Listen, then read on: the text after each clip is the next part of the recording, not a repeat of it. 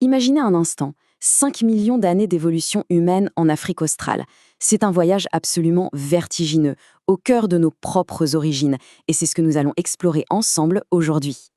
D'où venons-nous? C'est la grande question, n'est-ce pas? Eh bien, pour l'humanité, la réponse à cette question fondamentale nous ramène toujours au même point de départ, un seul et unique continent.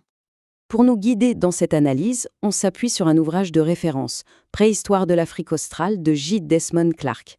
C'est lui qui a brillamment réussi à reconstruire toute cette saga en se basant sur les incroyables archives fossiles du continent. Ok, alors voilà le programme. On commence par le berceau africain, bien sûr. Ensuite, on suivra les tout premiers pas de nos ancêtres, on verra l'arrivée de la technologie, puis comment ils ont maîtrisé leur environnement. Et on terminera avec l'homme moderne et l'héritage incroyable qu'il nous a laissé. C'est parti. Alors, première question, pourquoi l'Afrique? C'est une idée qui ne date pas d'hier, figurez-vous. Déjà au XIXe siècle, des esprits brillants comme Darwin ou Huxley l'avaient pressenti.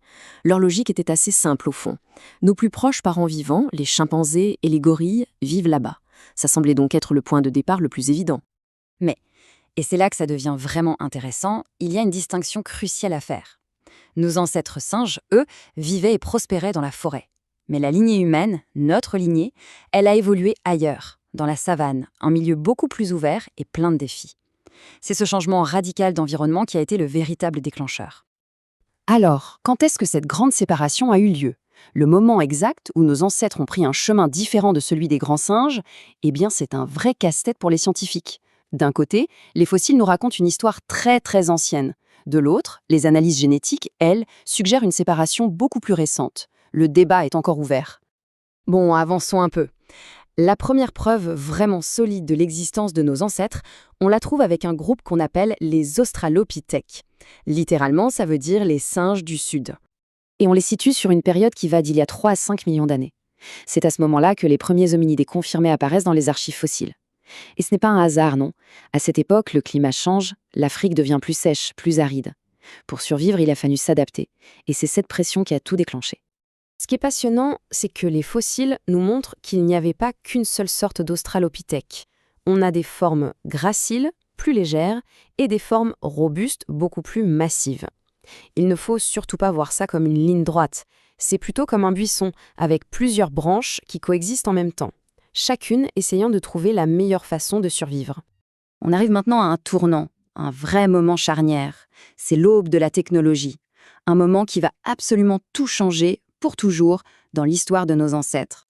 On parle ici de l'industrie oldowayenne. Attention, il ne s'agit pas juste de taper des cailloux au hasard, non, c'est la création délibérée d'outils, avec un objectif bien précis, fabriquer un bord tranchant.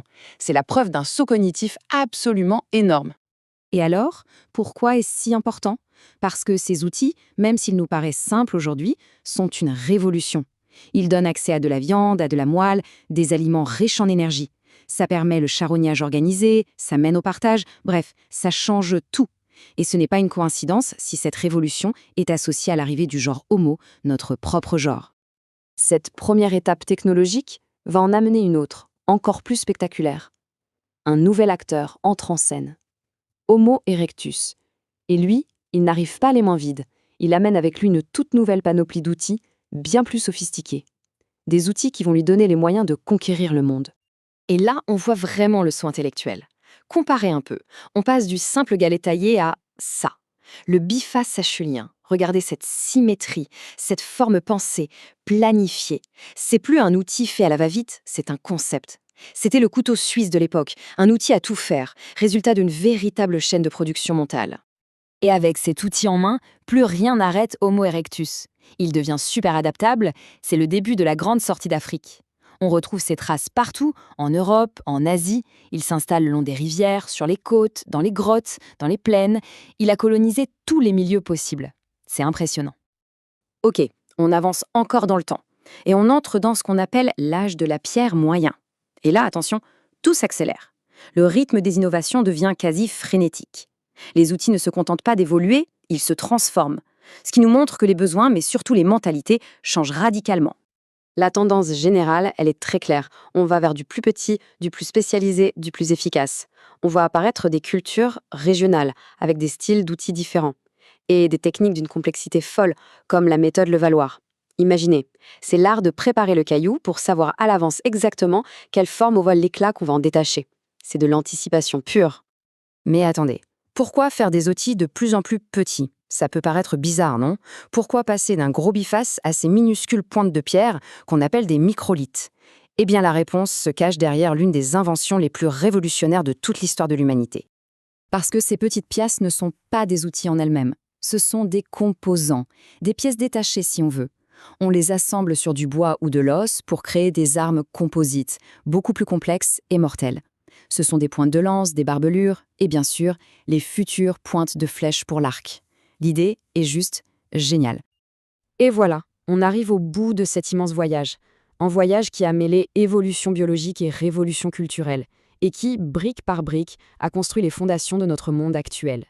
Et pour citer à nouveau J. Desmond Clark, il conclut en disant que cette histoire incroyablement longue et profonde permet de comprendre l'origine des différences culturelles entre les peuples d'Afrique australe. On y voit la preuve d'une continuité incroyable de certains comportements qui ont survécu à travers les âges.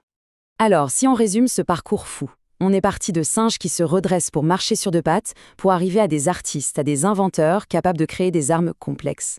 C'est une fresque immense, une histoire d'ingéniosité, d'adaptation et de résilience qui s'étale sur des millions et des millions d'années. Alors forcément, quand on regarde un passé aussi profond, ça nous amène à une dernière question. Une question pour l'avenir. Après des millions d'années d'une telle évolution, où allons-nous maintenant ?